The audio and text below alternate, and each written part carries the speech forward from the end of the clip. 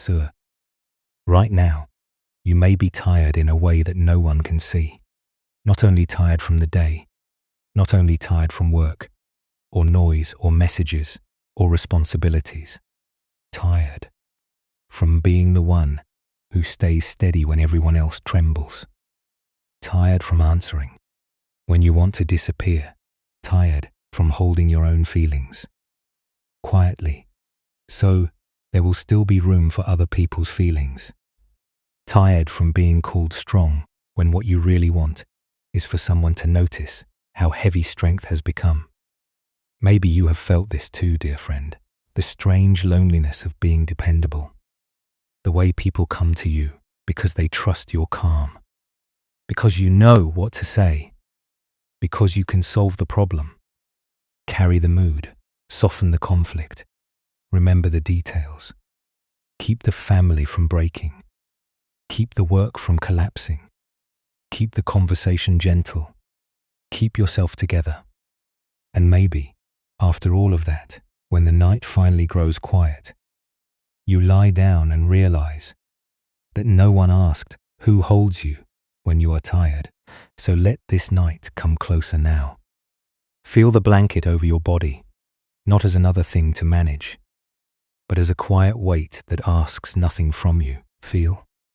Feel the pillow beneath your head, soft enough to receive the part of you that has been thinking for everyone. Maybe there is only a dim light in the room, or a thin wash of moonlight lying across the wall, touching the dark with a pale and patient hand. Maybe the night air is cool near your face. Maybe somewhere far away, a car passes, a pipe hums, a door settles, a dog calls once, and then the sound dissolves into silence. Nothing in this room needs you to fix it. Nothing in this moment needs you to be impressive. Nothing is required of you now. If it feels right, take a slow breath. Let it enter without effort. Let it leave without needing to prove that you are calm. And as the breath leaves, perhaps let your shoulders lower just a little. They may not know how at first. They may have been lifted for so long, bracing for the next need, the next call, the next person depending on you. Let them feel that, for this one moment, they are not carrying the entire world. Let the jaw soften. Let the forehead smooth. Let the hands unclench from the invisible duties they have been holding all day. You do not need to force anything. You do not have to become peaceful quickly. You do not have to solve your whole life tonight. What you are feeling is not failure. You are not broken because your heart is tired of being strong. You are not selfish because some part of you wants to be held. You are not weak because the role that once helped you survive has begun to feel heavy around your chest. There is nothing wrong with you for longing to loosen. Tonight, we will not force the mind to be silent.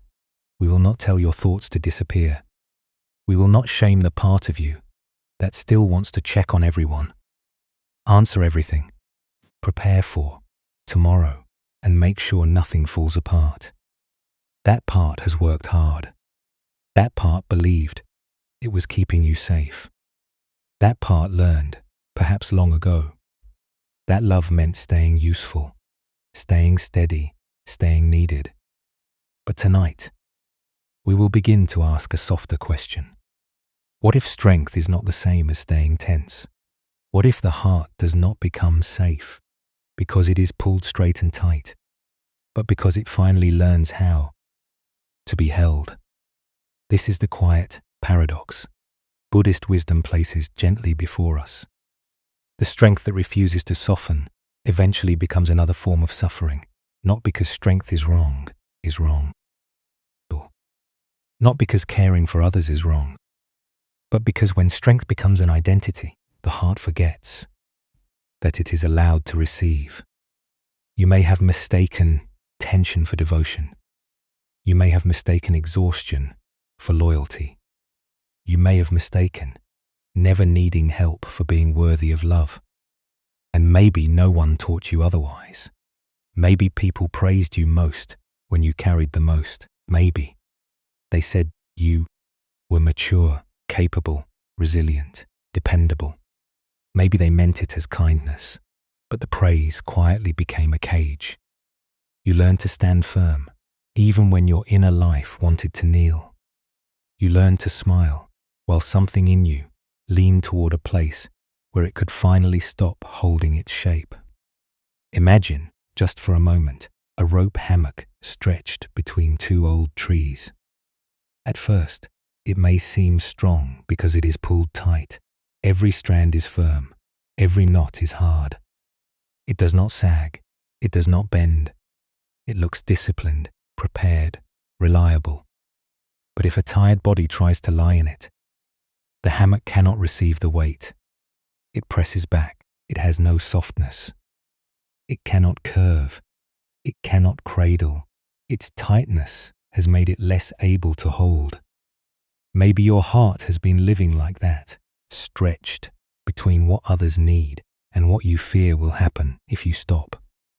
Pulled between duty and guilt, between love and exhaustion, between being admired for strength and secretly wishing someone would say, "You do not have to hold everything tonight." A hammock does not fail when it loosens. It becomes what it was made to be. And perhaps strength is like that too. Not a wall, not a performance, not a rope pulled so hard it hums with strain, but a woven thing strong enough to hold, soft enough to bend, humble enough to receive weight without breaking. Feel that possibility in your body if you can, not as an idea to believe, but as a small permission. The permission to loosen one inner knot. The permission to stop proving your strength for a few breaths. The permission to let care move toward you, not only through you. Dear friend, maybe you have been the one people lean on. Maybe you were the child who became older too quickly. Maybe you learned to read the room before anyone read your face. Maybe you became skilled at noticing the smallest changes in someone's tone because you needed to know when to soothe, when to disappear, when to help, when to be easy. Maybe now, as an adult, you still feel responsible for moods that are not yours, problems that are not yours, pain that you did not create. And even when you are alone, the body may still be bracing. The mind may still be listening for a need. The chest may still be waiting for the next weight. So tonight, let the room around you become a resting grove. Not a place where you must perform peace, but a place where the old trees of presence and compassion stand quietly on either side of you. One tree says, "You are here." The other says, "You are allowed to be cared for." Between them, the ropes of your life do not need to snap. They do not need to disappear. They only need to loosen enough for rest to become possible. Take another slow breath if it feels right. Let the inhale move gently through the chest. Let the exhale travel down through the belly, the hips, the legs. Let the body feel the surface beneath it. This bed, this chair, this floor, this moment. Something is already holding you. You do not have to hold yourself in the same old way. Perhaps the mind will object. Perhaps it will say, "If I soften, everything will fall apart. If I stop being available, someone will be disappointed. If I admit I am tired, I will lose the only thing that makes me valuable. If I let go, even a little, I will become weak." Let those thoughts come like night insects moving near the edge of a grove. You do not have to chase them. You do not have to argue with them. You can simply notice them and return to the body. Not every thought deserves obedience. Not every fear is a command. Not every old role is a home. You are safe enough to soften, even if only slightly. You are safe enough to let the breath be slower than the mind. You are safe enough to let the shoulders remember that they are shoulders, not beams holding up the sky. And maybe, beneath all your strength, there is a quieter longing, not to be rescued from life, not to become careless, not to stop loving, but to be allowed to be human inside your own life, to have needs without shame, to be tender without apology, to be tired without explaining yourself, to lie down without first making sure every person, every task, every worry, every loose thread has been gathered and tied. Tonight, the teaching will not ask you to abandon responsibility. It will only ask whether responsibility must keep your heart pulled so tight that it can no longer hold you. In a moment, we will enter a late summer grove beyond a rice valley, where two ancient rain trees stand in the warm afternoon air, and a rope maker will discover that the strongest hammock is not the one that refuses to bend. But before we walk there, let the body arrive more fully in this night. Let the back of your head grow heavier against the pillow. Let the neck stop guarding. Let the chest have space to rise and fall. Let the belly be unheld. Let the legs sink, no longer needing to carry you anywhere. Let the hands rest as if they have set down tools after a long day. You do not have to be useful in order to deserve this breath. You do not have to be strong in order to be worthy of tenderness. You do not have to carry everyone tonight.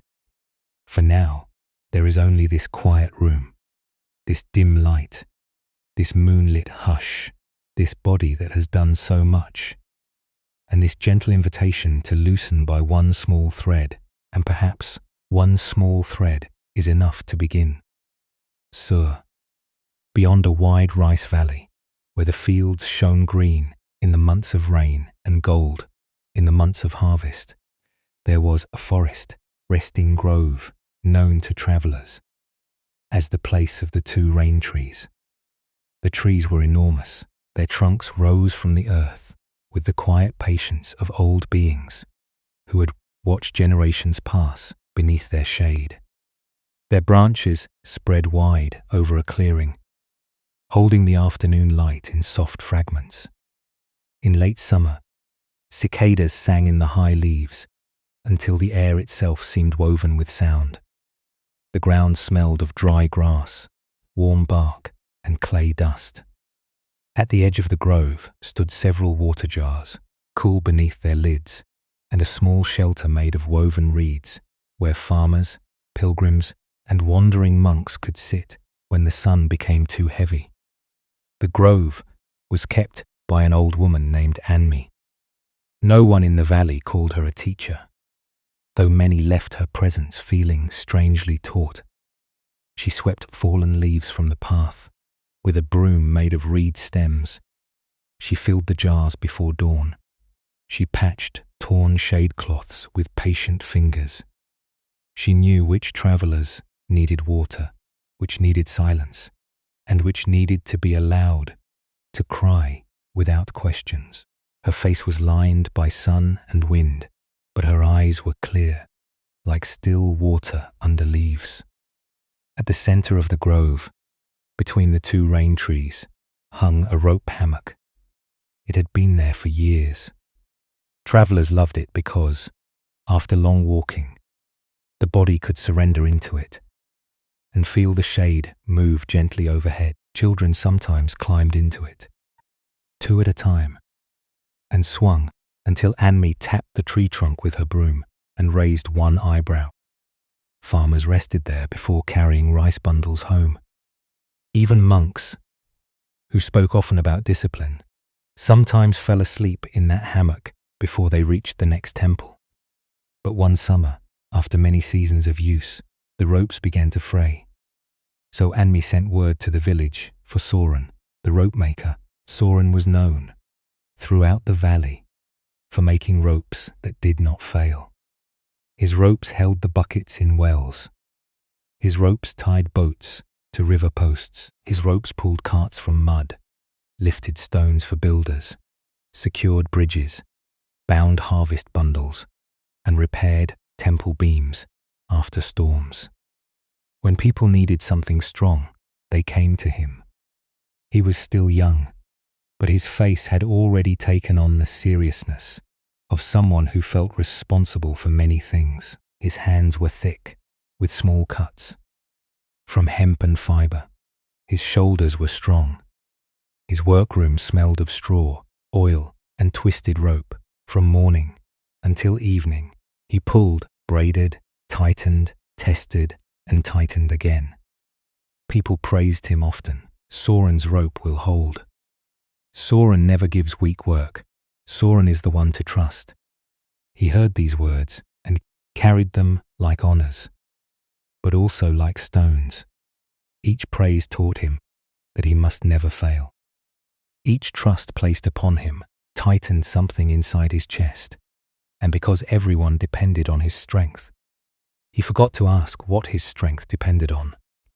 When he arrived at the grove, the afternoon was hot and trembling, with cicada sound. He carried coils of fresh rope. Over one shoulder, the fibers brushed against his neck. Sweat darkened the back of his tunic. Anmi greeted him with a cup of water from the jar. "Height. You came in the worst heat," she said. "I wanted it finished before evening. Does evening punish unfinished things?" Soren did not know whether this was a joke, so he drank the water and looked toward the hammock. The old ropes hung low, their fibers softened by years of bodies resting in them. Some strands were worn, almost white. The knots at the trees had loosened. The hammock dipped in the middle like a quiet smile. Soren frowned. "This is dangerous," he said. "It has been allowed to sag too much. It has held many tired people," Anmi replied. "It should have been tightened long ago." Anmi said nothing. She watched as he began to work. Soren removed the old ropes carefully at first. Then, with growing impatience, dust rose from the fibers. A small brown leaf fell from the weave and landed near his foot. He measured the distance between the trees. He cut new lengths from his coil. He braided the supporting lines with quick, skilled movements. His hands knew their labor so well that they seemed to think. Without him, when he tied the first knot, he pulled until the rope gave a short, strained sound. Anmi was sitting near one of the clay jars, mending the edge of a shade cloth. She looked up. "That is a very firm knot. It must hold." He tied the second one tighter. The hammock rose higher between the trees. Its curve grew shallow. Soren stepped back, examined it, then pulled again. Anmi put down her needle. "Will anyone be able to rest in it?" "It will not break." "That is not what I asked." Soren felt irritation move through him. He was used to people doubting softness, not strength. Usually they wanted him to make things stronger, tighter, safer. This old woman spoke as if strength itself were incomplete. He tightened the side ropes. The hammock became almost flat. By then, a traveler had entered the grove from the west path. He was an older man carrying a bundle of cloth on his back. His sandals were dusty, and the skin beneath his eyes was dark with weariness. He bowed to Anmi, drank from the jar, and looked with relief toward the newly repaired hammock. "May I rest there?" he asked. Anmi glanced at Soren. "The rope maker has just made it strong," she said. The traveler lowered himself into the hammock. At once, his face changed. The hammock did not receive him. It resisted him. The ropes pressed against his back and shoulders, as if he were lying on a wooden rack. Because it had no curve, his weight did not settle. His body stayed awkward and stiff, his knees lifted, his neck bent strangely. He shifted once, then again. The ropes creaked, not with softness, but with tension. After a few breaths, the traveller sat up. "It is very strong," he said politely. Then he chose the ground beneath the tree instead. Soren's jaw tightened. Anmi returned to her sewing. The cicadas continued in the leaves, indifferent to human pride. "He was old," Soren said. "Yes. Perhaps his back is weak. Perhaps the hammock will soften with use." "Will it?" she asked. He heard no accusation in her voice, and somehow that made it harder to defend himself. The day leaned toward evening. Light moved lower through the branches. The grove became golden and dusty. A child came for water and ran away again. A monk passed through and continued down the path. Still, Soren remained near the hammock, staring at his work. It was perfect in the way he understood perfection, even, tight, disciplined, unlikely to fail, and yet no one wanted to rest in it. Anmi folded her mended shadecloth and set it aside. "Soren," she said, "will you test it? I know it will hold." "That is not what I asked." The same words returned to him. Quieter this time. He looked at the hammock. Then he looked at the old woman. Something in him resisted, but he could not name it. Perhaps he was tired. Perhaps the heat had entered him. Perhaps the traveller's polite discomfort had already begun to untie some inner certainty. He sat on the edge of the hammock. It barely moved. He lay back. The ropes pressed into him immediately, across his shoulders, under his ribs, along the back of his thighs. His body, instead of being received, was held up by force. He tried to relax, but there was nowhere for his weight to go. The hammock did not bend beneath him. It insisted that he remain almost as tense as it was. Above him, the rain trees spread their leaves in a wide green ceiling. The cicadas pulsed and paused. A faint wind came through the clearing, carrying the smell of warm grass. Soren closed his eyes, but sleep could not come near such hardness. Anmi's voice came from beside the water jar. "Can something hold you if it refuses to bend?" The question entered him slowly. At first he thought of the hammock, then of rope, then of bridges, then of the way villagers looked at him when they brought him a problem, then of his mother's face, after his father died, when he had been 13 and everyone said, "Soren is strong." Then of the first time he swallowed tears because there was work to do. Then of all the years since, each one braided with the same belief. Do not loosen. Do not sag. Do not make anyone worry. Do not need more than you can give. He opened his eyes. The trees above him blurred. For a moment, he was not a rope maker in a resting grove. He was a tired boy trying to become a beam in a house that had lost one. He was a young man hearing praise and mistaking it for permission to disappear inside usefulness. He was a body lying in the very thing he had made, strong enough to hold weight, too rigid to comfort it. Anmi did not speak again. She let the question do its work. Soren sat up slowly. The ropes left red lines along his arm. He looked at them as if they belonged to someone else. "I made it unable to rest," he said. Anmi tilted her head. "You made it unable to receive." The words were gentle, but they reached a place in him that had not been touched for a long time. He stood and went to the first tree. His fingers moved to the knot. For once he did not pull tighter. He loosened it slightly. The rope gave a small sound, almost like a sigh. Then he went to the second tree and loosened that knot too.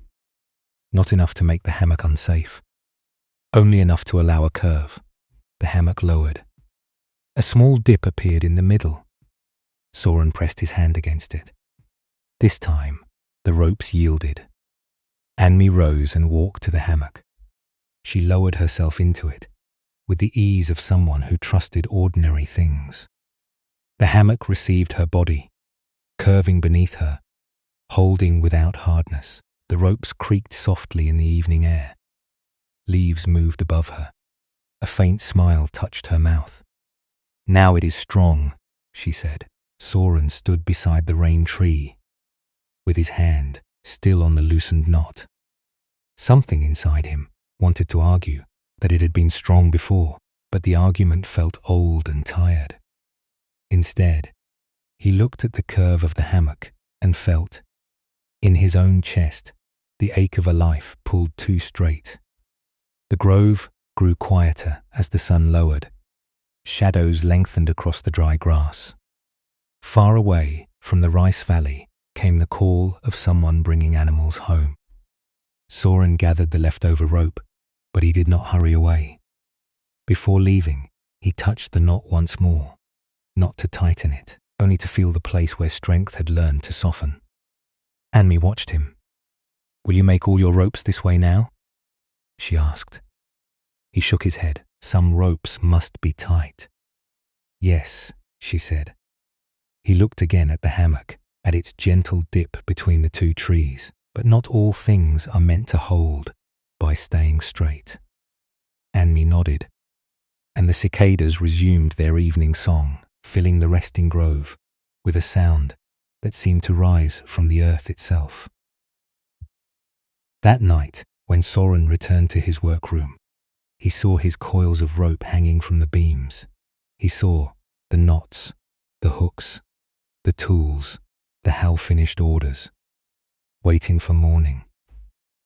Nothing in his life had changed so completely that he was free from duty.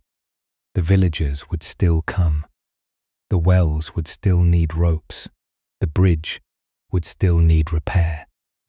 But before he reached for his tools, he sat on the floor. He placed both hands on his knees. He let his shoulders fall by one small measure, and in the quiet smell of hemp and oil, he felt the first slight curve return to his own breathing. "Sir, and maybe, dear friend, there is a part of you that knows exactly what Soren felt when the rope marked his skin. Not because you make hammocks beneath rain trees, not because your days smell of hemp and warm bark, but because you know the feeling of being praised for what is slowly hurting you. You know what it is to be trusted because you do not bend, admired because you do not complain, needed because you keep your voice calm when something inside you is asking for a place to fall apart.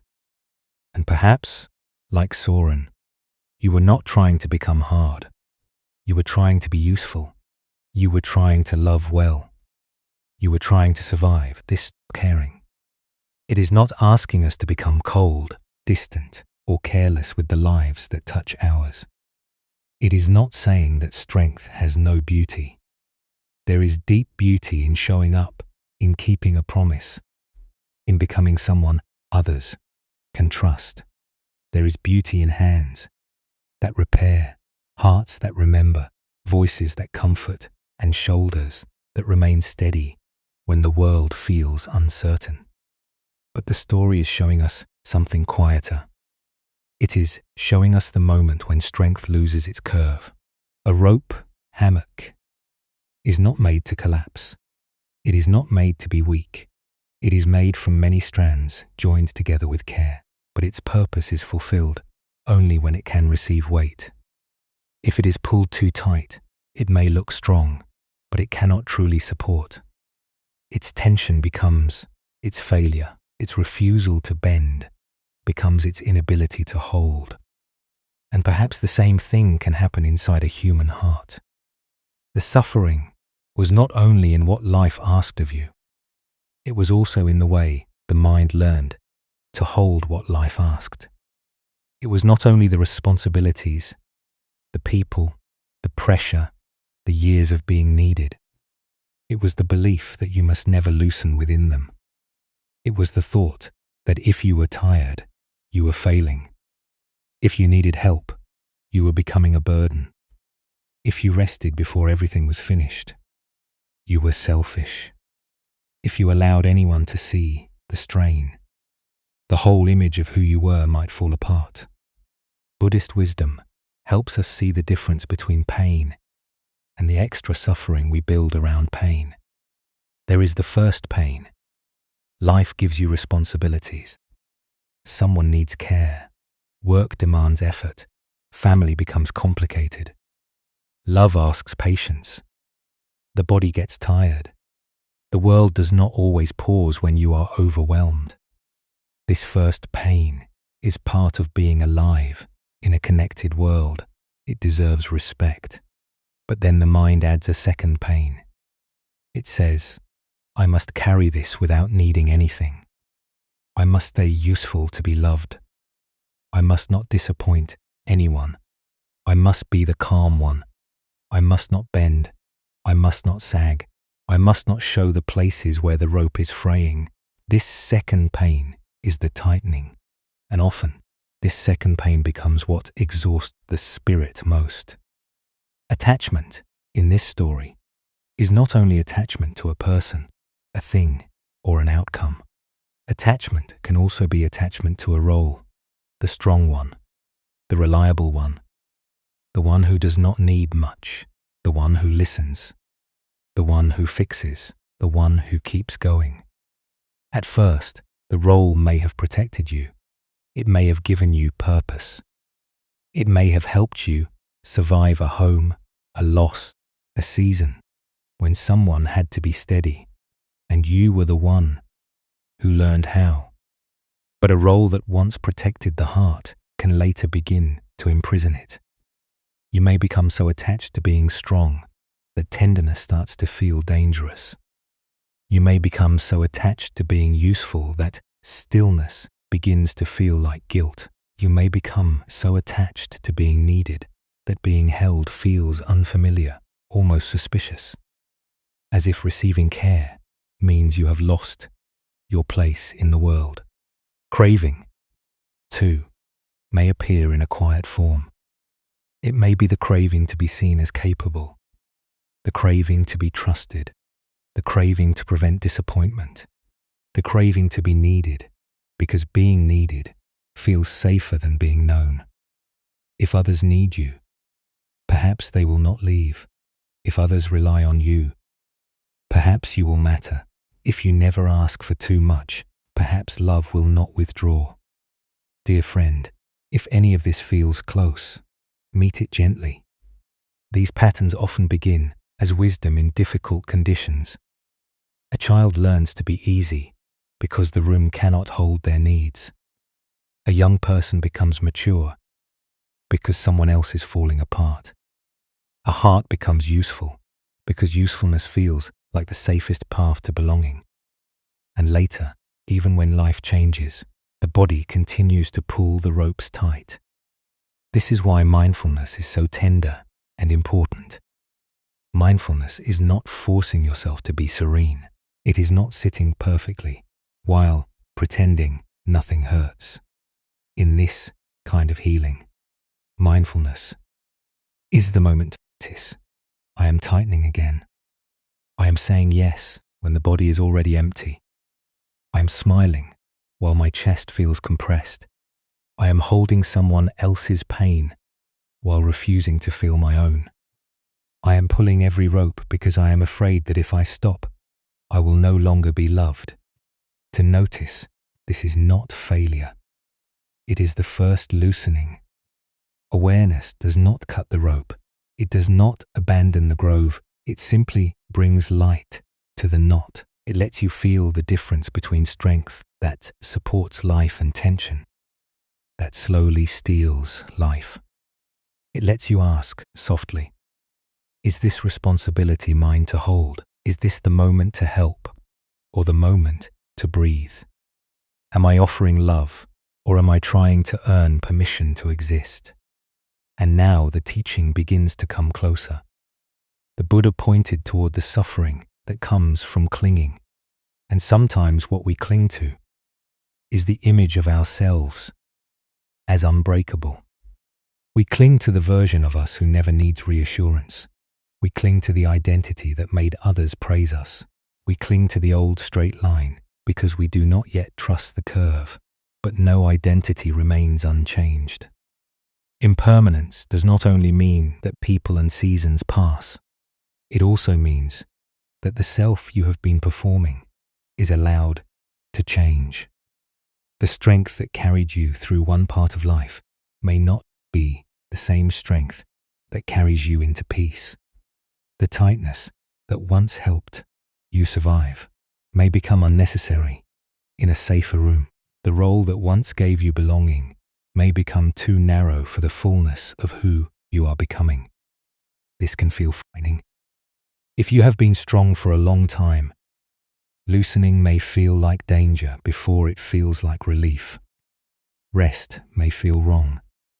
Asking for help may feel awkward. Being quiet when someone expects you to fix everything may feel almost cruel. You may feel the old knot tightening in the body, saying, "No, pull yourself together. Do not be difficult. Do not disappoint them. Do not let the hammock dip." But letting go is not letting everything fall. Letting go is releasing the extra strain that was never required for love to be real. Letting go is saying yes from a full enough place, and no before resentment begins to grow roots. Letting go is allowing your body to matter inside your compassion. Letting go is understanding that you can be devoted without being stretched beyond your shape. It is not the end of responsibility. It is responsibility held with a little more wisdom. Compassion is the warmth that makes this possible. Not compassion only for others, but compassion for the one in you who has been working so hard to remain dependable. Compassion for the younger self who learned to tighten. Compassion for the tired adult who still believes rest must be earned. Compassion for the part of you that feels afraid to be ordinary, afraid to need, afraid to let someone else see the fraying. Compassion says, of course you became strong, you had reasons. And compassion also says, you do not have to stay pulled straight forever. There is a kind of suffering that comes from being unable to receive. This suffering is often hidden because it looks noble from the outside. Others may call you generous. They may call you resilient. They may say they do not know what they would do without you. But inside, if care only moves outward, the heart becomes dry. It begins to wonder why love feels like labor. It begins to resent the very people it continues to help. It begins to feel unseen inside its usefulness. This does not make you unkind. It means the hammock has been pulled too tight. A hammock cannot hold a body by becoming a plank. A heart cannot hold love by becoming a tool. A person cannot become peaceful by turning every breath into service. And perhaps, and slowly, the teaching becomes personal here, not as a command to change your whole life tonight, but as a soft recognition of where the knots are. The knot in the throat, when you almost say what you need, then swallow it. The knot in the shoulders, when someone calls, and you answer even though you are empty. The knot in the chest, when you are praised for being strong, and no one notices that praise is not the same as care. Awareness touches these knots without violence. It does not demand that they open immediately. It simply says, here is where I have mistaken tension for love. Here is where I have made endurance into identity. Here is where I have forgotten that support must also be able to receive. Maybe you can feel that even now in your body. Not dramatically, not as a great release, just a small sense that some rope within you does not need to be pulled another inch tighter tonight. The shoulders can be shoulders. The breath can be breath. The heart can curve. And if guilt arises, let it arise gently. Guilt often appears when an old role feels threatened.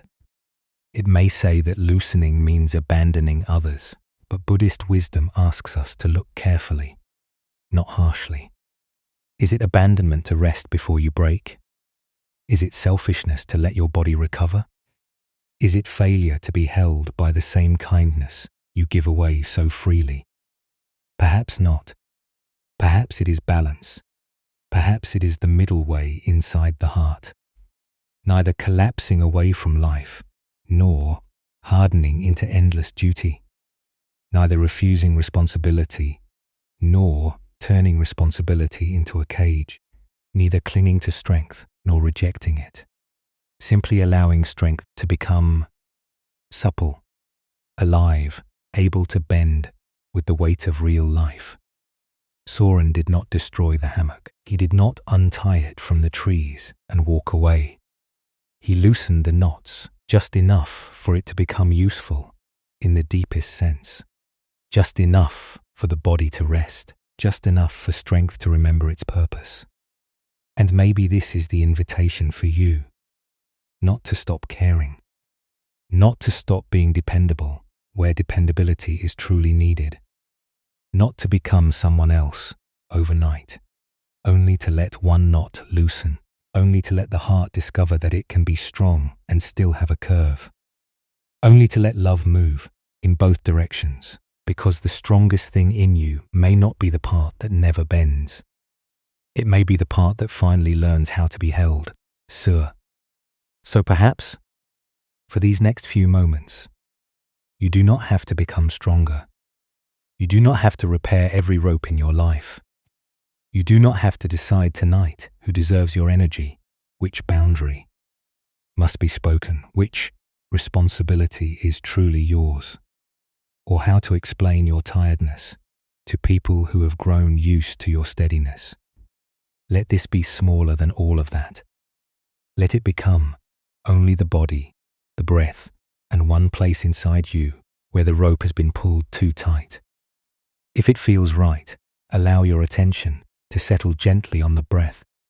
Do not force it to deepen. Do not make it perform peace. Let the breath arrive in whatever way it arrives, short or long, smooth or uneven. Warm in the chest, cool near the nose, barely noticeable, or full enough to move the belly. Whatever the breath is doing, it has not abandoned you. It has been moving through days when you felt unseen. It has been moving through moments when you said, "I am fine," though something in you was not fine. It has been moving even when you were too busy, caring for everything else to notice that you were still alive inside your own life. Perhaps let the next inhale enter like air moving through leaves, and let the next exhale leave like a rope loosening by the width of a single thread, not enough to collapse, only enough to soften. Now bring awareness to the body, slowly, kindly, without searching for what is wrong. Feel the forehead. Maybe it has been trying to stay composed. Maybe it has carried the face. You show to others the expression that says, "I can handle it, I understand. Do not worry about me." Let the forehead smooth a little if it can. Let the eyes rest back. They have looked for what others need. They have watched for mood changes, signs of disappointment, the next problem arriving before it speaks. Let the eyes be held in darkness or dim light. Feel the jaw. Perhaps the jaw has been closing around unspoken needs, around the words, "I am tired. I need help. I cannot be the strong one for this, right now." Around the words, "You swallowed because you thought they would make you difficult." You do not need to speak them now. You do not need to solve them now. Just let the jaw know it is allowed to loosen, even if only slightly. Feel the throat. Maybe this is where the rope tightens when someone asks for more than you can give. Maybe this is where yes forms before the body has had time to answer truthfully. Maybe this is where guilt waits, ready to pull the knot hard again. If there is tightness there, let it be seen. No need to push, no need to open anything quickly. Even noticing is enough. And perhaps the shoulders. The shoulders may know this story better than the mind does. They may have been lifted for years, ready to carry, ready to brace, ready to absorb the weight of someone else's weather. Let them feel the support beneath you.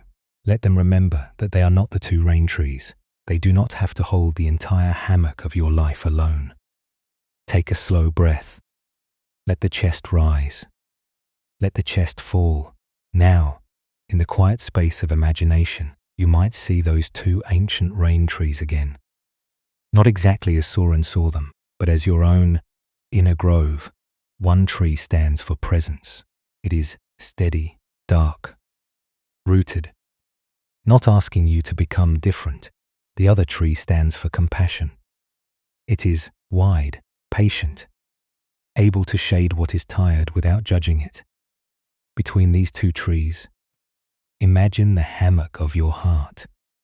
It may be pulled very tight at first. Perhaps the ropes are straight, strained, almost humming with the effort of holding their shape. Perhaps each strand carries a different responsibility.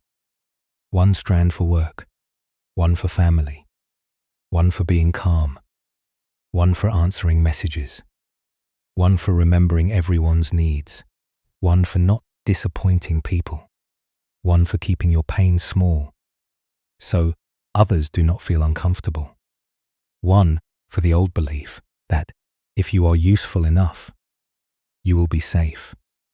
Just look at it gently. There is no need to change it yet. See how hard it has tried. See how faithfully it has held. This tightness did not appear from nowhere. It may have been shaped by love, fear, necessity, childhood, disappointment, praise, or years of having no choice but to keep going. So before you loosen anything, perhaps offer the tightness a little respect. Not because you want to keep suffering, but because this pattern once believed it was helping you survive. You might say quietly, inside, I see how hard I have been holding. And then wait, let the words touch the body. Maybe a thought appears. If I loosen, I will let someone down. If I rest, I will fall behind. If I stop being strong, people will leave. If I need support, I will become a burden. Notice the thought, without obeying it immediately. Let it be like a dry leaf falling into the grove. It can land. It does not have to become the whole forest. Perhaps you can name the pattern very softly. This is the fear of disappointing others. This is the habit of earning love through usefulness. This is the belief that tension means care. This is the old role of being the strong one, not as a judgment, not as a diagnosis, just as a candle of awareness held near the knot. Now choose one rope in the hammock, only one, not the thickest, not the most painful, unless that feels safe. Choose one small strand of responsibility or fear that your body is ready to touch tonight. It might be the pressure to answer everyone quickly. It might be the guilt of resting. It might be the need to appear okay. It might be the feeling that you must hold someone else's emotions before you are allowed to feel your own. Imagine your hand reaching toward the knot at the tree. This is not a hand that cuts. It does not tear the rope down. It does not abandon the hammock. It only touches the knot with patience. Perhaps the knot is hard. Perhaps it has been tightened many times. Perhaps it does not loosen easily. That is all right. There is no need to force this. You can simply rest your imagined hand there and feel how much effort has lived in that place. Then, if it feels right, let the knot loosen by the smallest amount, barely visible, almost nothing, a thread of space, a breath of slack. The hammock changes, but it does not fall. The trees remain, the ropes remain, your care remains, your love remains, your life remains. Only the strain shifts, only the curve begins to return. Let the body feel this. Perhaps the shoulders drop a little more. Perhaps the hands grow warmer. Perhaps the breath moves lower, or perhaps nothing obvious happens, and that is also welcome. The practice does not require a dramatic release. Sometimes the deepest healing begins as the simple realization that you do not have to pull harder. Now imagine placing one worry into the hammock. Not every worry, just one. Let it have a shape.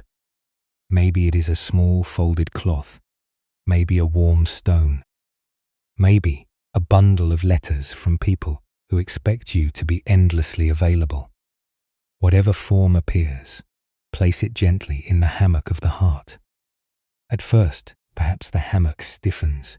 It is used to holding by force. It may try to become straight again. If so, breathe with it. Inhale. The trees stand. Exhale. The ropes remember the curve. Let the worry rest there. Watch how the hammock holds it differently when it is allowed to dip. The weight is still present, but it spreads. It is no longer pressing into one tight line. This is what softer strength does. It does not deny the weight.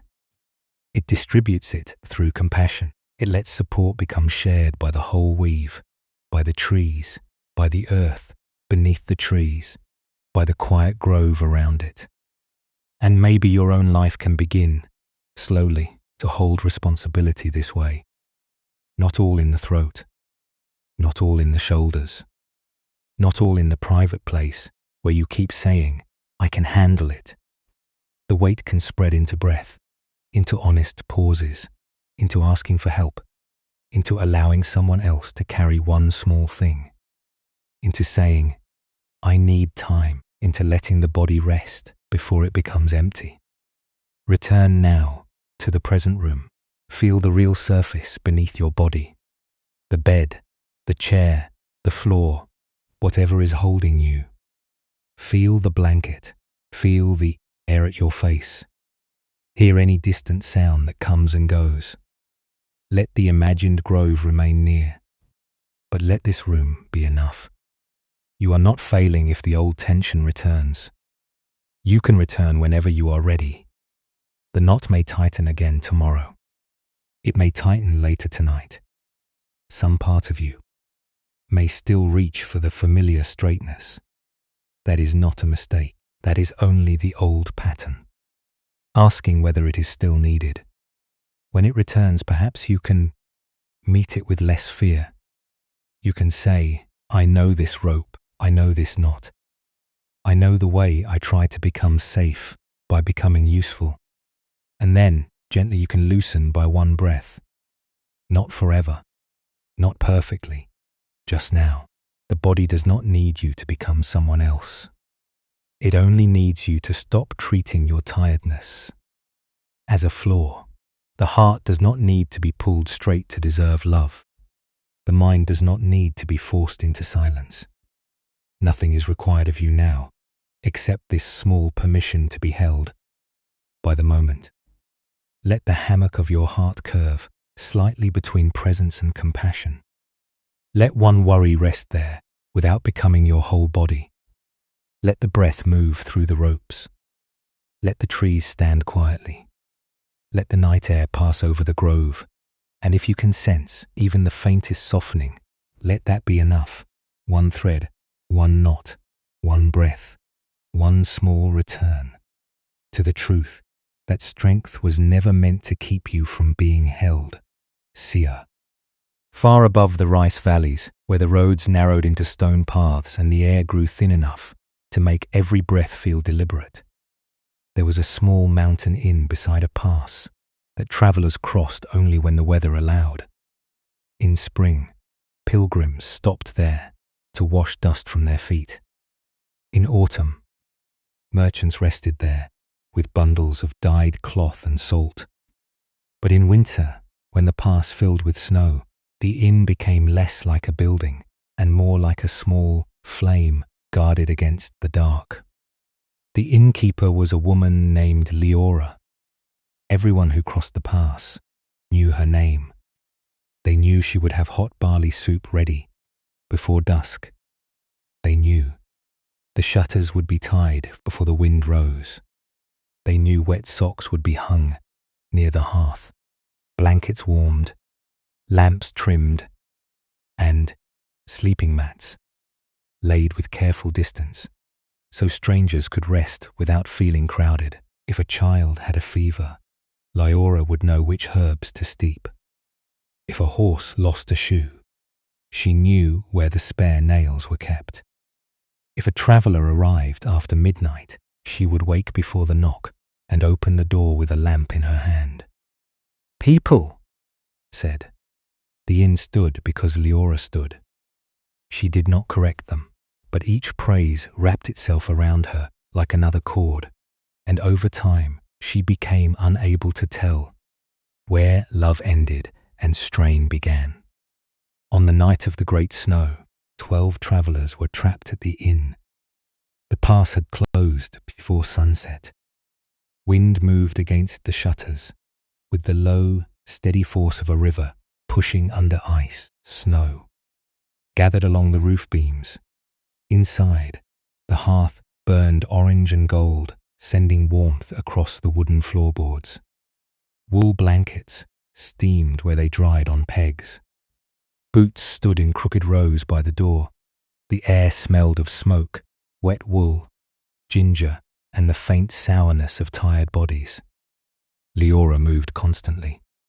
She stirred the soup. She brought more wood. She checked the roof latch. She wrapped a child in a second blanket. She refilled cups. She tightened the cord around a bundle of firewood. She tightened the sash at her waist. She tightened the curtain over a draft in the wall. Each time something loosened, her hand found it and pulled. Near the hearth, a quiet traveller sat with paper spread on a low board across his knees. His name was Renko. He was a sutra copyist, a man who moved from temple to temple, village to village, copying sacred texts by hand for places that had lost them to fire, damp, or age. He was not old, but he moved with the patience of someone who had learned. That hurried ink ruins a page. His fingers were long and stained faintly black near the nails. He listened more than he spoke. All evening, while others ate and murmured near the fire, Renko watched Leora work. He watched her lift a kettle too heavy for one hand. He watched her turn away whenever someone offered help. He watched how she smiled without stopping. He watched how every knot in the room became tighter after she touched it. There was an old guest hammock hanging beside the hearth, used mostly by those too cold or sore to sleep on the floor. It sagged low from years of use, its ropes darkened by smoke and hands. One knot near the left post had loosened during the storm, making the hammock dip more deeply on one side. When Leora saw it, she crossed the room at once. "That must be fixed before someone tears it," she said. Renko set down his brush. "May I tend it?" "You copy letters," she said. "Rope is different." "Not entirely." She did not have time to argue. A pot boiled over behind her, and someone near the door asked for more cloth to seal the draft. She pointed at the hammock. "Tighten it properly." Renko rose and knelt. Beside the post, he examined the old rope, touched the fibers, and listened, as if the hammock might speak, through the small creak it made in the warmth. Then he loosened the knot a little more. Leora turned from the hearth just in time to see him do it. "No," she said sharply. The room quieted. Renko looked up. "That is not repair," she said. "Loose things fail." The words came faster than she intended. Harder, the child near the blankets looked at her with wide eyes. Leora felt heat rise to her face, but she did not apologize. She could not. Apology would require a pause, and pausing felt more dangerous than anger. Renko did not answer with a teaching. He simply placed one palm beneath the hammock and pressed downward. The ropes adjusted. The loosened knot shifted, then settled. The hammock dipped, but did not break. "It is learning the weight," he said. Leora took the rope from his hands and pulled it tight. The hammock lifted. "There," she said. Renko bowed slightly and returned to his papers. Hours passed. The storm deepened. Wind pushed snow against the lower shutters until the room seemed buried in whiteness. One of the travelers began coughing. A merchant complained that his blanket smelled of smoke. A young mother could not quiet her baby. Someone knocked over a cup. Someone asked whether the pass would open by morning. Someone else wanted to know if there was more soup. Leora answered each need before the last one had finished speaking. She felt herself becoming distant inside her own body. Her hands moved. Her mouth gave instructions. Her eyes counted bowls, blankets, cups, firewood, faces. But somewhere beneath the movement, something in her was thinning. Renko continued copying by the hearth. His brush moved slowly across the page, leaving dark characters with spaces between them. After every few lines, he paused. The pauses irritated Leora. There was too much to do for such stillness. Near midnight, the child with the fever woke crying. Leora hurried to the kitchen alcove and lifted a kettle of hot water from the hook above the coals. Steam rose against her face. Her fingers were wrapped in cloth. But the weight was awkward. She had carried heavier things before. She told herself this was nothing. Halfway across the room, her wrist shook. Only once, but enough. Hot water spilled over the rim and struck the floor near her foot. A hiss rose from the boards. The baby cried louder. The mother gasped. Leora tightened her grip and tried to keep walking. Renko was beside her before she reached the mat. "Let me take it," he said. "I have it." The words came automatically. He did not reach harder. He did not shame her. He only stood there, one hand open beneath the kettle handle, waiting. For a moment, Leora felt anger rise like flame. Did he think she could not carry water? Did he think the inn had survived?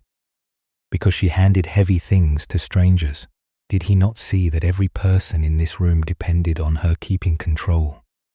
Then she felt the tremor in her wrist again. Not imagined, real. Her body, which she had ordered to continue for so long, was speaking in a language she could no longer dismiss. The kettle shook. The mother looked frightened. The feverish child shivered beneath the blanket. Leora inhaled. It was not a graceful breath. It caught halfway, touched the tight place in her ribs, and stopped there. But it was enough to place a small space between the old command and the next movement. She looked at Renko's open hand. Then, slowly, she let him take the kettle. Nothing collapsed. The roof did not fall. The guests did not vanish. No one stood and declared her useless. Renko carried the water to the child and poured it carefully into a bowl. The mother dipped a cloth and pressed it to the child's forehead. The room, after one brief ripple, continued breathing. Empty hands felt strange to her, almost indecent, as if she had stepped outside without a cloak. She turned toward the firewood, searching for another task, something to hold, something to tighten. Renko, without looking up from the bowl, said, "There is a place beside the hearth." "I am not tired," Leora said. The lie sounded weak even to her. Renko's eyes moved toward the old guest hammock. During the commotion, one side had loosened again. It hung in a deep, uneven curve, warmed by the firelight. The knot he had touched earlier was not undone. It was simply relaxed enough to move. Leora went to fix it. She knelt by the post, took the rope in both hands, and began to pull, but her wrist trembled again. Not from the kettle now, from the night, from years of kettles, years of pretending, The hand was not shaking. Years of receiving praise for never putting anything down. Her fingers stopped. The storm pressed against the shutters. The hearth cracked softly. Behind her, the baby's crying had faded into small, tired sounds. Renko sat nearby with his brush resting across the inkstone. He did not speak. Leora looked at the hammock.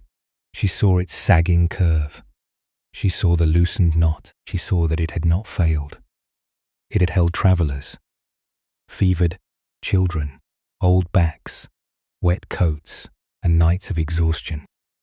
It had survived not by remaining straight, but by yielding again and again. A memory came to her then, uninvited. Her mother lying sick. In the upper room many winters ago. Her father gone to find medicine. Guests downstairs, hungry and cold. Leora, still young, standing beside the soup pot, while someone said, "You are strong. The inn needs you." She had believed them, and they had not been wrong. But no one had told her that being needed was not the same as being held. The realization entered quietly, like warmth, moving into cold hands. She did not suddenly forgive all the years. She did not smile with complete peace. She did not become free of the habit that had built her life. But she stopped pulling the rope. That was all. She stopped pulling. Then, with awkward slowness, she lowered herself into the hammock. For one breath, she did not trust it. Her body remained rigid, ready to stand at the first sign of need, but the hammock curved beneath her. The loosened knot adjusted. The old ropes spread her weight. The warmth of the hearth touched her feet. The wool blanket folded near the post brushed her arm. The room looked different from there. Lower, softer. She could see the underside of the beams, dark with smoke. She could see boots drying by the door. She could see Renko returning to his page, the brush moving only after each pause had made room for it. She could see the mother holding the fever cloth without needing instruction. She could see a merchant adding wood to the fire. Without being asked, the inn did not become perfect without her. But it did not vanish when she sat down. This was the first lesson her body believed. Not completely, not forever, only for that night, in that hammock, beside the hearth, while snow covered the pass, and the old ropes held her because they were allowed to bend off.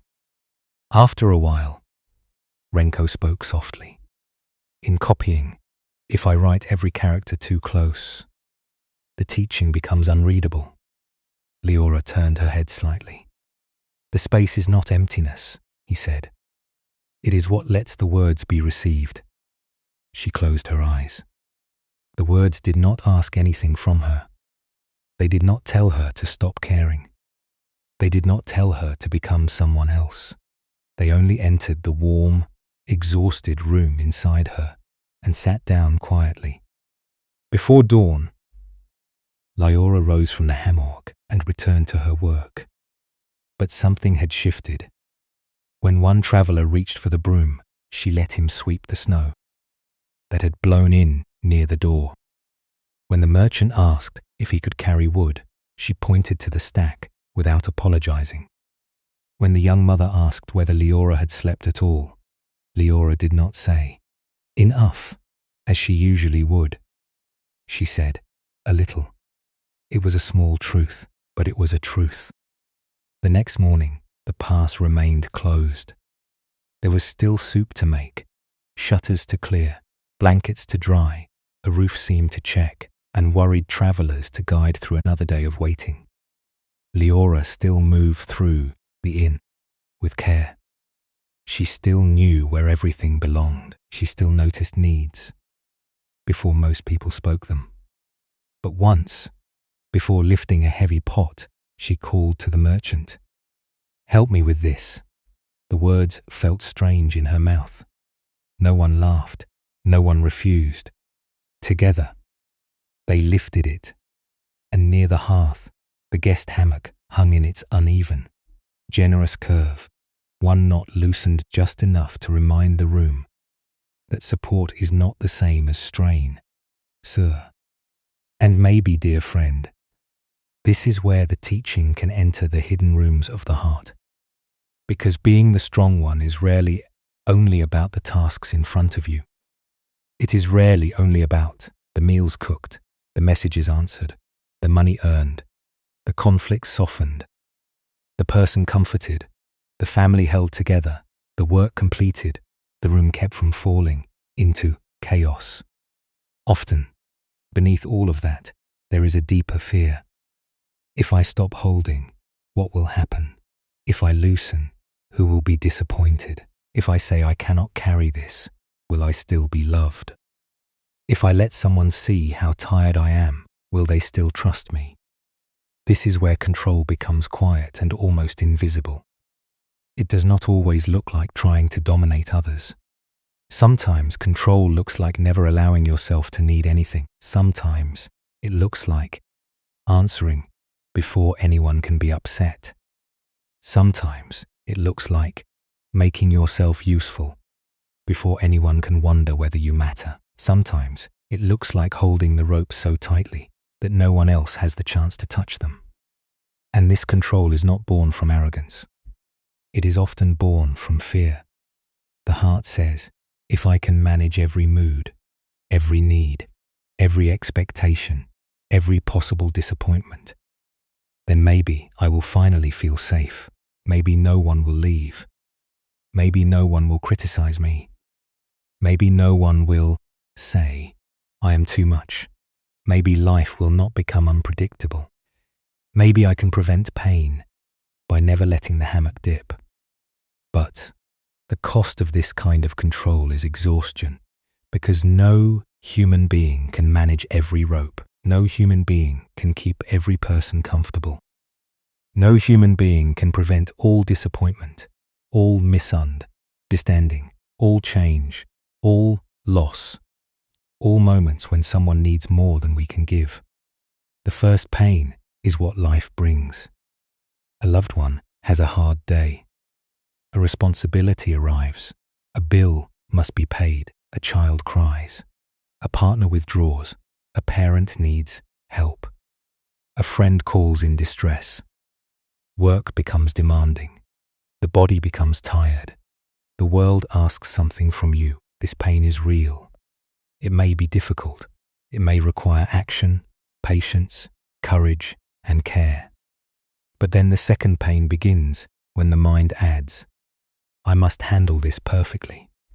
I must not feel resentful. I must not need rest. I must not disappoint them. I must not show irritation. I must not be human.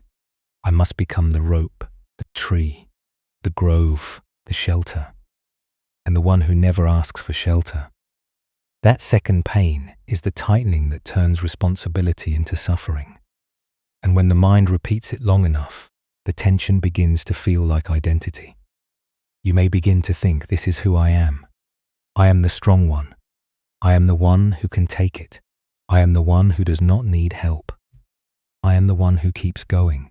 But Buddhist wisdom gently asks us to look again. Is this truly who you are? Or is it a role you learn to wear because something once required it from you? A role can be useful. A role can be honorable. A role can even be loving. But when a role becomes the whole self, suffering grows because life will eventually ask the role to loosen.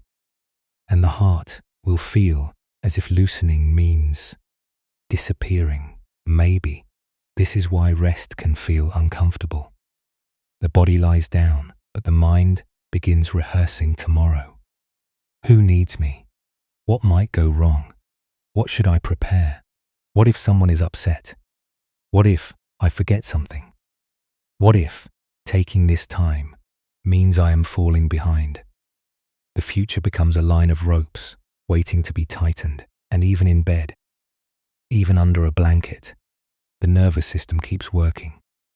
Or perhaps the mind replays the past, the moment you did not respond warmly enough, the time you snapped, the person you could not help, the need you missed, the face that looked disappointed, the old conversation where someone made you feel selfish for having limits. The mind replays these moments, not because it loves pain, but because it hopes to fix the self through shame. It says, if I shame myself enough, I will become better. If I punish myself enough, I will never fail anyone again. If I keep remembering my mistakes, I will deserve forgiveness. But shame does not truly repair the rope. It only pulls it tighter. There is a difference between honest remorse and self-attack. Honest remorse has tenderness inside it. It says, I see where I caused pain. I want to learn. I want to make amends if I can. It leads toward repair. Self-attack says, I am the pain. I am the failure. I am not allowed to rest until I become someone who never disappoints anyone. That is not wisdom. That is suffering wearing the mask of responsibility. Buddhist wisdom does not ask you to ignore your actions. It asks you to meet them clearly, without turning them into hatred toward yourself. The Buddha taught a path of seeing, not a path of beating the heart into goodness. True awareness does not need cruelty to become honest. In fact, cruelty often makes honesty harder, because the heart becomes too frightened to look. So perhaps, when you remember the times you were not as strong as you wanted to be, you can let the mind speak more softly. Yes, that happened. Yes, I can learn. No, I do not need to become my mistake. No, I do not need to pull every rope until my hands burn. This is where compassion becomes practical. Compassion may look like pausing before you say yes. It may look like admitting that you are tired before resentment turns sharp. It may look like telling someone, I care about you, and I cannot hold this tonight. It may look like letting another adult experience their own feelings without rushing to manage them.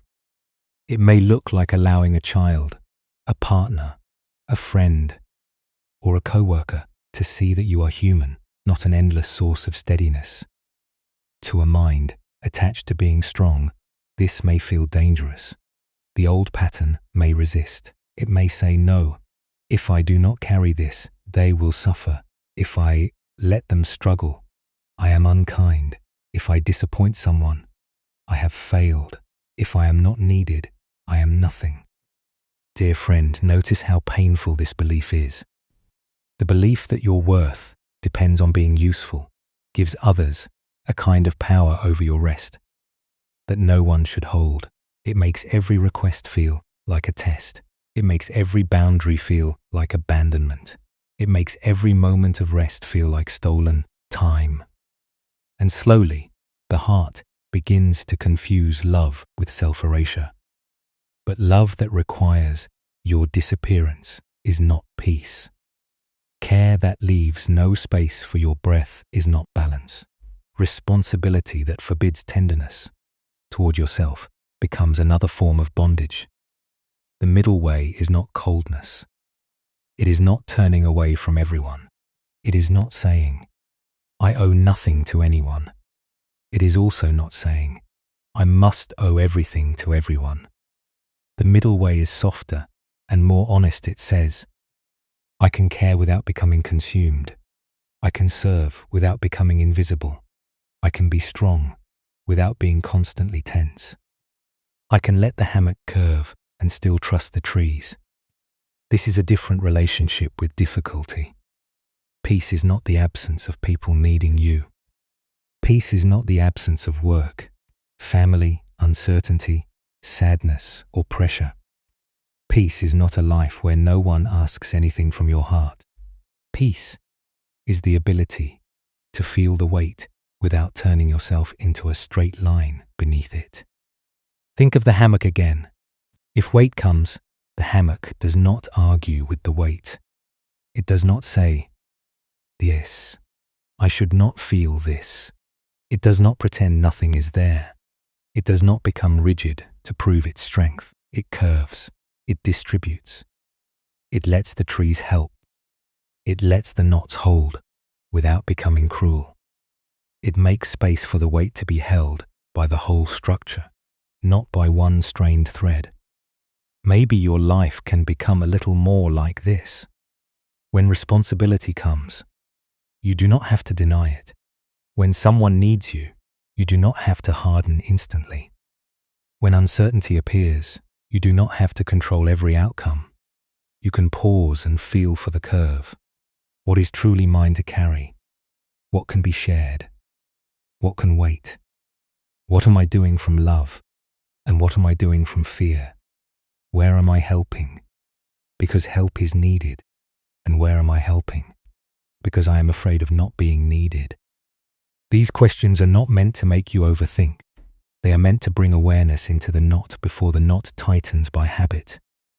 And even if you do not answer them perfectly, the asking itself can be a small opening. Awareness is the space in which a pattern becomes visible. Before awareness, you simply become the strong one again and again. After awareness, you begin to notice the moment the role steps forward. You notice the body leaning toward yes, while the heart quietly says no. You notice the smile that appears before you have checked whether you mean it. You notice the guilt that rises when someone else is unhappy. You notice the fear that if another person struggles, it must mean you have failed. This noticing is gentle power, not the power to control life, the power to stop feeding the second pain. Because the first pain may still come. You may still have hard days. People may still be disappointed. Someone may misunderstand your boundary. A task may remain unfinished. A relationship may feel uncertain. The body may be tired. But the second pain, the belief that you must suffer perfectly and silently to be worthy, can begin to weaken. Not all at once. Not by force, by seeing, by breathing, by loosening one knot, then another, then resting, before tying yourself into the same shape again. And perhaps, somewhere in this, you may feel a quiet grief, the grief of realizing how long you have been pulled tight, the grief of seeing how much rest you postponed, the grief of remembering all the times you needed comfort, but became the comforter instead. If that grief appears, let it be treated kindly. It is not a sign that you are going backward. It is the heart finally feeling what the role did not allow it to feel. You do not have to turn that grief into identity either. You are not only the one who carried too much. You are also the one who is learning to loosen. You are not only the strong one, you are the living one beneath the strength, and the living one is allowed to be held. Suwa. And perhaps, dear friend, this is where the teaching becomes very close to the life you live now. Not far away in a forest grove, not only in a snow-covered inn with a hearth and old ropes, but here in the small ordinary moments where your body tightens before anyone has asked you to tighten. Here, in the glow of a phone screen. Here, in the pause before you answer a message. Here, in the kitchen, the office, the car, the bed, the quiet hallway, where you stand for a moment and gather yourself before walking back into the room as the person everyone expects you to be. Maybe someone sends you a message late at night. They are upset. They need advice. They need comfort. They need you to read carefully, respond wisely, hold their feelings, soften their fear. And maybe you are already exhausted. Maybe your eyes burn. Maybe the body has been asking for sleep for an hour. But the old rope tightens. The hand reaches for the phone. The mind says, answer now. If you do not answer, you are selfish. If you take too long, they will think you do not care. if you rest while someone else is hurting? What kind of person are you? In that small moment, peace can be practiced, not as a grand spiritual achievement, as one breath before answering, a breath before making your tired body available again, a breath in which you notice, this is the knot, this is the fear that I must be endlessly reachable to be loved. This is the old hammock pulling straight. Dot. And perhaps, after that breath, you still answer, but you answer with more honesty. Maybe you say, I care about you, and I will respond properly in the morning. Maybe you say, I hear that this matters, and I do not have enough energy to hold it well tonight. Maybe you send kindness without offering your whole nervous system as a place for someone else to rest. That is not coldness. That is wisdom with a boundary. Or perhaps you are lying awake at night, replaying a mistake. You remember the sentence you should not have said, the silence you should have broken, the moment when your strength cracked and someone saw irritation in you. The mind begins its familiar work. It does not simply say, that hurt. It says, you failed. You are not as good as people think. You should have known better. You should have held more. You should have been calmer, softer, wiser, stronger. And suddenly, the bed is no longer a bed. It becomes another workroom, where you are twisting rope in the dark, trying to make yourself into someone who never frays. But not every thought deserves obedience. A thought may appear with a serious voice and still not be the voice of truth. A feeling may be intense and still not be a command. Shame may ask you to tighten, but shame is not the same as learning. Regret may ask for tenderness and repair, but it does not require you to punish yourself until morning. You might place a hand on the body and say quietly, I can learn without pulling myself apart. You might let the mistake be real without letting it become your name. You might allow the night to hold you while the lesson waits for daylight. Peace is practiced like this, in small moments that no one else may see. It is practiced when you want to control a relationship because uncertainty feels unbearable. Perhaps someone is distant. Perhaps they are quieter than usual. Perhaps you do not know where you stand. The old strength may appear as management. You try to say the right thing, ask the right question, hide the right amount of need, show the right amount of confidence, become easy enough, valuable enough, calm enough so the bond will not loosen. But you can care deeply without gripping tightly. You can love someone without becoming responsible for every movement of their inner weather. You can speak honestly without tying your worth to their reply. You can let another person have a mood, a silence, a delay, a confusion, without instantly becoming the rope that must hold the whole relationship in place. This does not mean you accept harm. It does not mean you never ask for clarity. It means you stop making control the price of feeling safe. A hammock held between two trees does not chase the wind.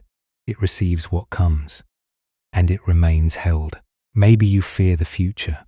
Maybe before sleep, the mind opens tomorrow like a long list of things that could go wrong. Money, health, family, work, deadlines, conversations, decisions. The body, already in bed, begins preparing to carry a day that has not arrived. The ropes tighten before there is weight. In such a moment, you might ask, what is here right now? Not to avoid tomorrow, but to stop feeding fear with tonight's breath. Right now, there is a pillow. Right now, there is a blanket. Right now, there is a body that has carried you into this moment. Right now, there is one inhale, one exhale, one small place where the rope can loosen by a thread. Tomorrow may ask for strength, but tonight is asking for recovery. You can rest before breaking. You can rest before every task is complete. You can rest without earning it. Maybe that is difficult to believe. Maybe rest feels like something you must deserve by finishing, pleasing, producing, explaining, supporting, achieving. Maybe you compare yourself to others and feel behind, not only in success, but in emotional strength. Others seem lighter. Others seem loved without effort. Others seem able to ask for help without shame. Others seem to move through life without becoming the person who carries every loose end. But you are seeing only the outside of their hammock. You do not know where their knots are hidden. You do not know which ropes they tighten in private. Comparison often takes one glimpse of another life and uses it as proof that yours is failing. But the path of peace does not ask you to become someone else's shape. It asks you to feel where your own ropes have been strained and to return, patiently, to a truer curve. When you feel not enough, notice whether you are asking the world to prove your worth through need. Notice whether being useful has become your way of asking, am I allowed to stay? Am I allowed to be loved? Am I allowed to take up space, even when I am not solving anything? And if those questions are there, let them be met gently. You do not have to answer them with another performance. You can answer them for one breath by staying with yourself. Perhaps you are the one who smiles while feeling heavy inside. You enter the room and automatically soften your face. You ask others how they are. You make the joke. You remember the birthday. You notice who is quiet. You sense who needs encouragement. And no one knows that inside, you are waiting for someone to look at you with the same attention you give away. Dear friend, perhaps tonight you can offer yourself one drop of that attention, not as a replacement for human care, not because you should never need anyone, but because your own presence can begin the healing that neglect delayed. You can turn inward and ask, how tired am I really? What have I been carrying that no one sees? Where did I say yes when my whole body whispered no? What would loosen by one thread if I stopped pretending for a moment? You do not need to answer perfectly. The asking is already a return. There may be days when you still overgive, days when you answer too quickly, carry too much, stay too long. Smile through heaviness, then feel resentment in the quiet afterward. Do not use these days as proof that you have failed. The old pattern has been practiced for years.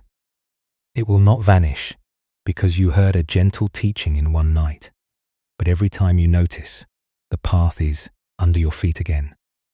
Every time you pause before saying yes, one knot is touched with awareness. Every time you let someone help with one small thing, the hammock learns that other hands can enter the grove. Every time you admit, I am tired, without apologizing for being human, the heart remembers that honesty is not collapse. And every time you rest before earning rest, the body learns a truth that the mind may have forgotten. Care is not only something you give, it is something you allow. So tomorrow, when the phone glows, when someone asks, when guilt rises, when the future starts pulling, when comparison tightens the chest, when the old role steps forward and says, I will handle everything. Perhaps you can take one breath before becoming the role again. One breath is small, but a curve begins small. A hammock loosens by a small change in one knot. A life softens by one honest pause. And perhaps, in that pause, you may hear a quieter wisdom beneath the noise of obligation. You can care without carrying everything. You can help without disappearing. You can love without becoming a place where everyone rests except you. You can be strong without being pulled straight. You can be needed and still have needs. You can be generous and still belong to yourself. You can let the night hold you now, even if tomorrow will ask something from you. And if the mind says you should stay tense a little longer, you might answer with the body instead of words. A slower breath, a softer jaw, a hand unclenched, a shoulder released, a small inward bow to the one who has carried so much. Shh.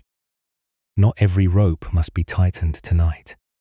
Not every request must be answered tonight. Not every fear must become a task. Some things can wait while the heart remembers its curve. And you, dear friend, are allowed to wait with it, soar. And now, perhaps, the night can become simpler again. No more repairing, no more explaining, no more holding every loose end in the mind. Let the body feel where it is. The pillow beneath the head, the blanket over the legs, the quiet room around you, the dim light or the darkness, or the pale moonlight touching some small part of the wall. Let the air near your face be enough. Let the far sounds come and go without asking you to follow them. A distant engine, a soft creak, a faint hum, a silence between them, wide enough for breathing. You do not need to become stronger before sleep. You do not need to earn this pause by carrying one more thing. Let the breath move slowly. In and out, each exhale, loosening one unseen strand.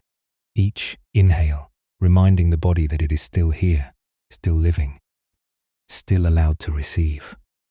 Perhaps the shoulders can sink a little more. Perhaps the jaw can soften.